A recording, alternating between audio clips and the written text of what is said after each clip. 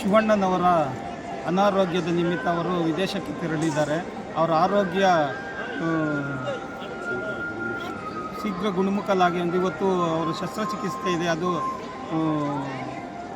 ಯಶಸ್ವಿಯಾಗಲಿ ಎಂದು ನಾವು ಪಾದಯಾತ್ರೆಯನ್ನು ಮಾಡಿದ್ದೀವಿ. ಅಖಿಲ ಕರ್ನಾಟಕ ಡಾಕ್ಟರ್ ರಾಜವಂಶ ಕನ್ನಡ ಯುವ ಸೇನೆ ಹಾಗೂ ಪಾದಾಧಿಕಾರಿಗಳೆಲ್ಲ ಸೇರಿ ಮೆಟ್ಟಿಲು ಸೇವೆಯನ್ನು ಮಾಡಿದ್ದೀವಿ. ಅವರಿಗೆ ಈ ಸಾವಿರಾರು ವರ್ಷಗಳ ಇತಿಹಾಸ ಇರುವ ತಿರುಪತಿ ವೆಂಕಟರಮಣ ಸ್ವಾಮಿಗಳ ಆಶೀರ್ವಾದ ಇರಲಿ ಅಂತ 1985ರಲ್ಲಿ ಏನು ಆನಂದ್ ಚಿತ್ರದಿಂದ ಭೈರತಿ ರಣಗಲ್ವರೆಗೂ ಯಶಸ್ವಿ ಏನು ನಮ್ಮ ಕನ್ನಡಿಗರಿಗೆ ಮನರಂಜನೆ ಕೊಟ್ಟಿದ್ದಾರೋ ಅದನ್ನು ಮತ್ತೆ ಅದೇ ರೀತಿಯಾಗಿ ಇನ್ನೂ ಡಬಲ್ ಆಗಲಿ ಅಂತ ನಾವು ನಮ್ಮ ಸಂಘದ ವತಿಯಿಂದ ಕೋರ್ಕೊಳ್ತಾ ಇದ್ದೀವಿ.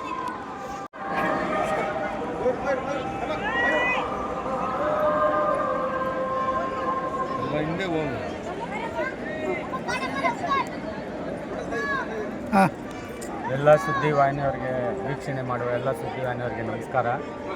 ನಮ್ಮ ಕರುನಾಡ ಚಕ್ರವರ್ತಿ ಡಾಕ್ಟರ್ ಶಿವರಾಜ್ ಕುಮಾರ್ ಅವರು ಇಂದು ಅಮೆರಿಕದಲ್ಲಿ ಶಸ್ತ್ರಚಿಕಿತ್ಸೆಗೆ ಒಳಪಟ್ಟಿದ್ದಾರೆ.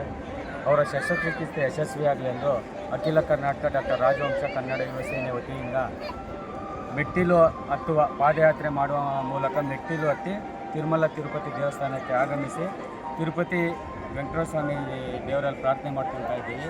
ಏನು 1986ನೇ ಇಸ್ವಿಯಲ್ಲಿ ನಮ್ಮ ಡಾಕ್ಟರ್ ಶಿವರಾಜ್ ಕುಮಾರ್ ಅವರು ಆನಂದ್ ಚಿತ್ರದ ಮೂಲಕ ಕನ್ನಡ ಚಿತ್ರರಂಗಕ್ಕೆ ಪಾದಾರ್ಪಣೆ ಮಾಡಿ ವಿಜೃಂಭಿಸಿದ್ರು, ಅದೇ ಥರ ಜನವರಿ 25ಕ್ಕೆ ಅವರು ಅಮೇರಿಕಾದಿಂದ ನಮ್ಮ ಕರ್ನಾಟಕಕ್ಕೆ ತಾಯ್ನಾಡಿಗೆ ಬರ್ತಾಯಿದ್ದಾರೆ.